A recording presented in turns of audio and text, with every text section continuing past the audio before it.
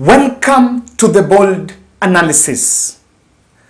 Raila Odinga ended his 2 weeks tour in the larger western region today. I think he has not ended. He's supposed to be in Busia probably tomorrow or next week. But if you have been following, because I've been following those Odium registration drive keenly, the mood and the reception in the larger western region shows very clearly that William Ruto is yet or has not eaten into the Raila Odinga, or rather the Azimio strongholds. And William Ruto is making many mistakes in the western wing.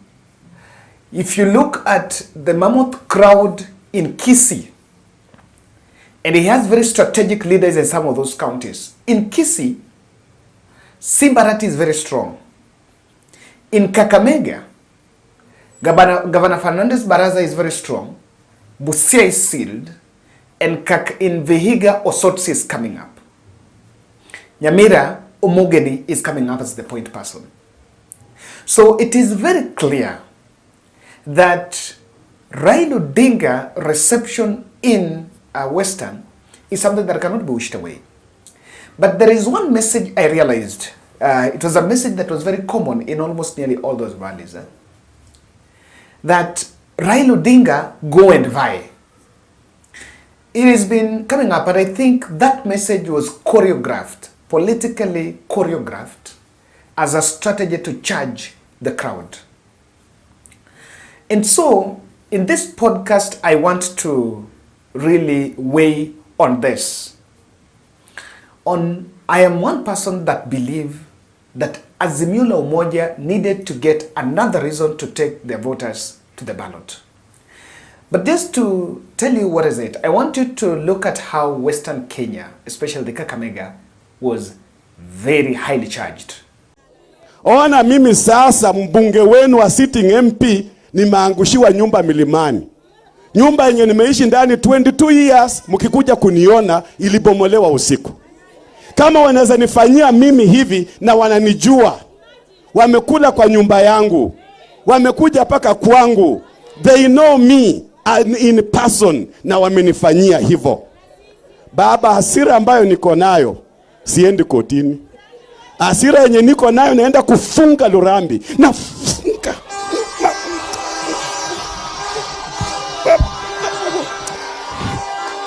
What a joke. ODM. Ukienda Nairobi, hakuna malaria Lurambi. Town ndio gateway ya Western. Hawa akina Tindi Mwale, Weshimiwa, Aseka. Mimi ndio ninaanza kukohoa, ndio wanapata malaria. Siasa inaanzia hapo Muliro Garden. Na mimi ndio landlord wa hapo. Town ya Kakamega is your town. Is your bedroom. Tutafunga kila kona. Hakuna mahali mtu ataingilia. Ni hayo nimekuwa nayo. Heshima mweke kwa huyu mzee wetu Raila Amolo Odinga, kwa sababu huyu ndio mtetezi wa wanyonge, huyu ndio candidate wetu 2027, na Oparanya ni deputy president wake 2027. Jambo la pili, na mimi ni mtoto wa Pastor Ayub Savula Ngatia, nimepatizwa River Jordan kule Israel penye Yesu alipatizwa. Mheshimiwa Kamala, kama huyo regional commissioner hayuko kwa katiba, mimi kiti yangu ya deputy governor iko katiba. Regional commissioner ni ghost worker. He's a ghost worker. A ghost worker abomolee Mheshimiwa Kamala nyumba county Kakamega hapa. Hata sisi tutachoma hiyo nyumba ya regional commissioner. Kama uheshimu mheshimiwa atachoma hiyo nyumba. Polisi kama mko hapa munishike, siogopi chochote. Kama hiyo demonstration inaendelea, tutachoma nyumba ya regional commissioner. Ruto na timu yako mupende, msipende, referendum itatendeka. Si ndio hivyo? Wapende, wasipende. Mwisho kabisa nikimalizia. Baba nafurahi. Mabomu imeanza kulipuka. Bomu ya kwanza imelipuka Bomet. Waziri wa mafuta Chirichiri kwa Kalenjin alienda kuongelesha mbele ya president akafukuzwa. Bomu ya pili imelipukia kule Baringo. Waziri Kipchumba Murkomen, waziri wa mabarabara, alienda kuongelesha Watugen wa Kalenjin, wakamwambia gharama ya maisha iko juu, wewe toka hapa. Huku Western baba, hiyo watu wa Kenya kwisha, wasiposhukisha mafuta from 16% to 8%, tutafanya yafuatayo. Tutafunga Western, hawatatembea Western. Tutafunga Western. Sisi ni wanaume. Mwisho, those leaders saying we will knock out William Ruto from this region. And it was because by the time Raila Odinga was there was that the government went bare knuckle against some of those MPs, and in Lurambi, Titus Hamala's house was actually brought down. So apart from even the cost of living anger, there is already some emotional charges against Kenya Kwanza. And when, as Raila was setting the tone for that, today, which was, he went to Siaya, he was accompanied by Kalonzo Musyoka. And it is the same Siaya that Raila hinted at supporting Kalonzo Musyoka. And so one person that believes what Raila is doing is he becomes the kingmaker in this context. Now, do you realize that as the tone is setting up for Raila Odinga's presidential bid, Ichungwa was speaking today in Uasin Gishu, and he made a statement about trying to disparage any other person that would go against William Ruto. Used to market our country. Therefore, Your Excellency, wacha nikomee hapo ili tusiongee mambo ya siasa. Leo hakuna siasa hata kidogo. Leo siasa ni ya mbio, na mbio tumechapa, lakini hii mbio nimeona tumekimbia leo. Naona hata hapo mbeleni ikifika kwa siasa, tukiwa na Rais William Ruto ambaye ametoka hapa na Rigiji ameshika mwendo na amekunywa murusik, hii mbio yule mzee sioni akitukaribia hata kidogo. Ama nyinyi mnaona akikaribia? Na mimi nimeuliza president na deputy president, kama yule mzee hayuko ikuwe ni Kalonzo. Kalonzo sio mtu ya kushindana na William Ruto. Huyo tafadhali deputy president mukae kando, nikishashinda Kalonzo nitaondoka, alafu nyinyi muendelee. Sababu ama nyinyi mnaona kama Kalonzo anaweza kunishinda? Anaweza. Sasa Kalonzo anaweza shindana na William. 2017 I stood firm to say it is Raila, which is true.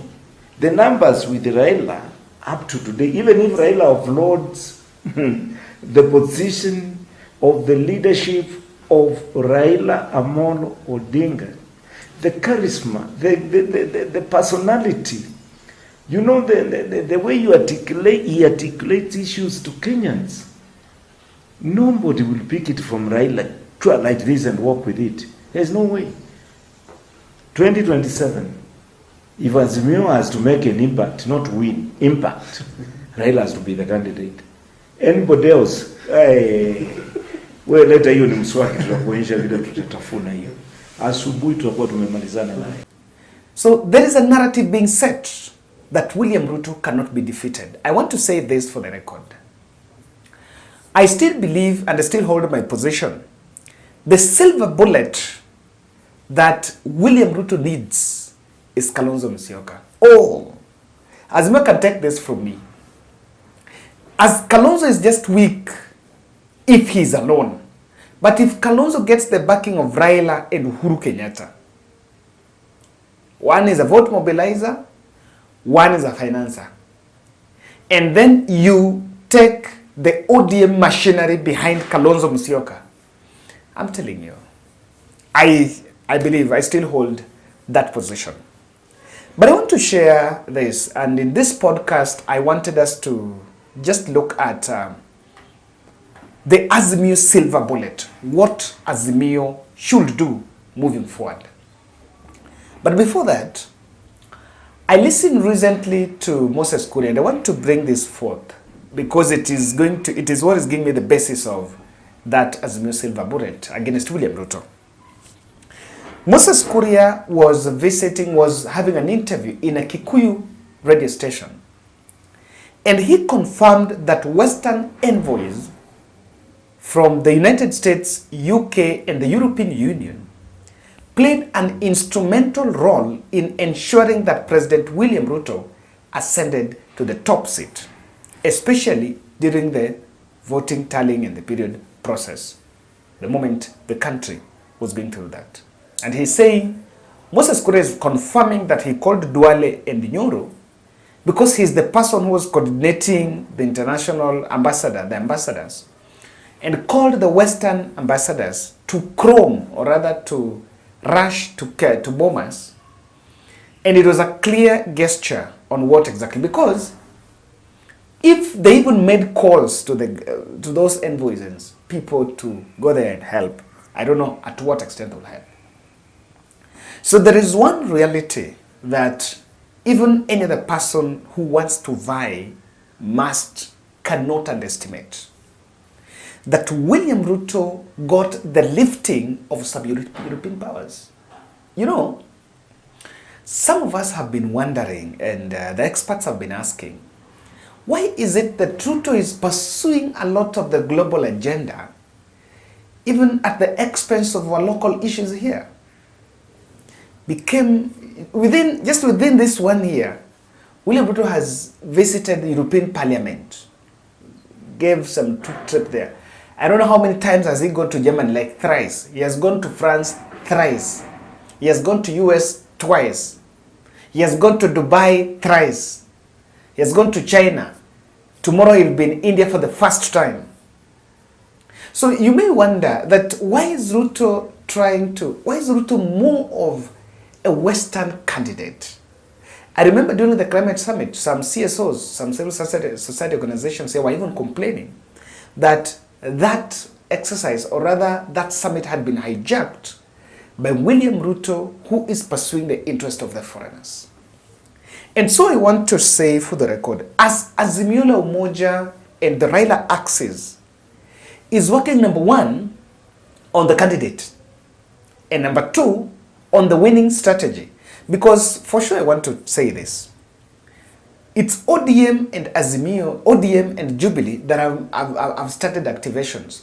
UDA have been doing activations. And if you look at the way ODM painted the Western orange, then it clearly tells you that Raila is not leaving the scene, as many people might actually say. And he's most likely, so long as he gets the traction from the traditional strongholds. By the way, Raila just needs the traditional strongholds.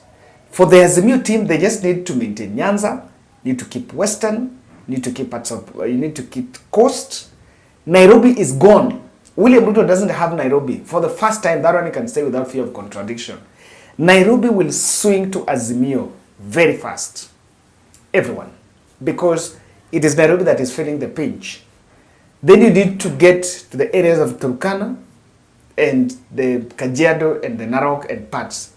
You just need to maintain that. Then you will take Nairobi. Western Central is not guaranteed. In fact, my understanding about Central is that they might not vote against Ruto, but they might not just vote. Instead of going to vote for Ruto, many of them will keep off the voting booth. That is my projection, and someone can tell me. And maybe one day in the course of time, I will explain more about this. And so, what is the silver bullet? What do Azimio needs to do? I want to explain that kindly. Make sure you watch that part. Kindly, if you're watching this video and you have not yet subscribed, subscribe to our channel, click the notification bell and like our video. I want to say a very big thank you to, today I spent better part of my time in Talanta Institute, from institution that was founded by my friend Paul Mukoma.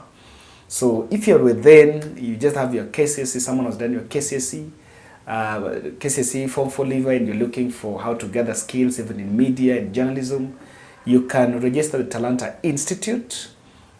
Yes, they had a career festival today, and I was privileged to be part of the delegation there. So you can reach out to Talanta Institute, visit Talanta Institute, visit their website, and also make a call so that you can book and you get these soft skills well, there is still time as you wait to join college or so. Now, Raila Odinga or the Azimio axis must emotionally lock and charge the stronghold. I'm using the word emotionally intentionally here.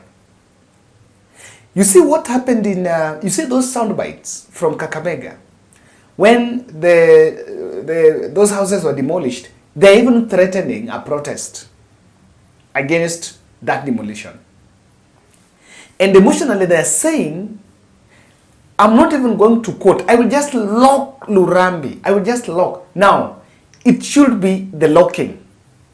The same thing the MPs are saying in Bungoma, in Kakamega, is what in Mavoko here, over the Mavoko demolitions, when, as government goes through this, what you need to do, you need to take advantage. You need to, you need to take advantage of Ruto's flaws and lock him out. That is what you need to do. And emotional, I'm using the word emotionally by taking advantage of some of these blunders. I don't know who does that. Raila is going to Kakamega and they are there in consolidating the group, and then you go and demolish a house of one, demanding on one of the MPs. How would you even demolish a house of a sitting MP? Of course, I know how to defend impunity. Sometimes it was also grabbed land, maybe.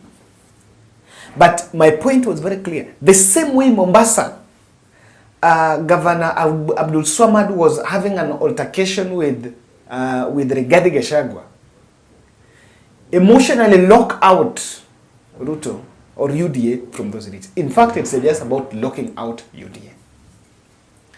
And if you can see, there have been activations. There is no UDA activation going on in Mount Kenya, by the way. No UDA activation, because not yet.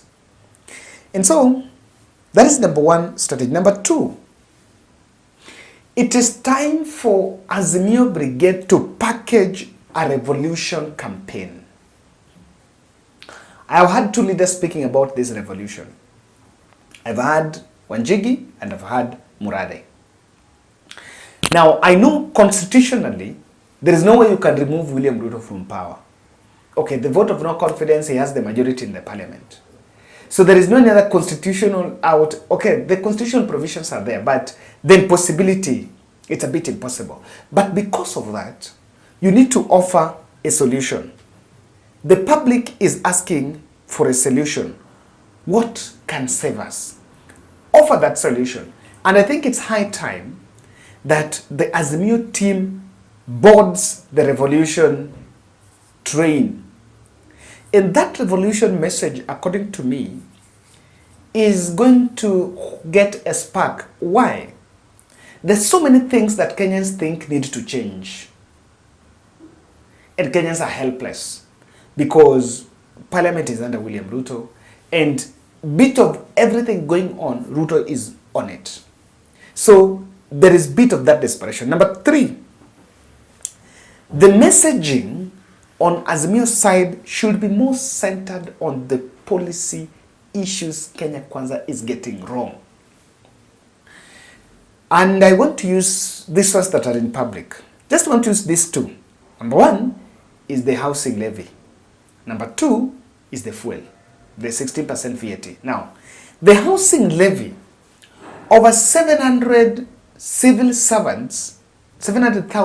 servants who are paying that, nearly 60% or 70% believe and know very well they're not going to get those houses. There is something that Azimio can even take advantage of there. Remember, the deduction is not a guarantee of having a house. So just by a mere messaging of just reminding the public, instead of talking about how it's draining, you know the housing levy. Oh, I want you to get this home. The housing levy is normally criticized on two fronts. Number one is on the fact that it's eating into the disposable income, that the money that I should have is reducing because deduction is going on.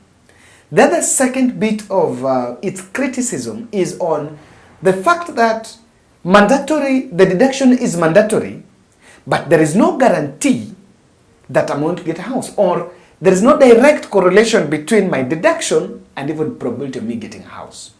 Because for you to get a house, it's a space, another arrangement. So what the opposition just needs to do by taking policy failures is just remind the public where the houses. Look, for example, the 8% of VAT on fuel. Now, some people the public don't even understand how the 8% is translating to, of course, people just know it's an increase. But then, I like what Raila did during the dossier. He said that fuel should be retailing at 187.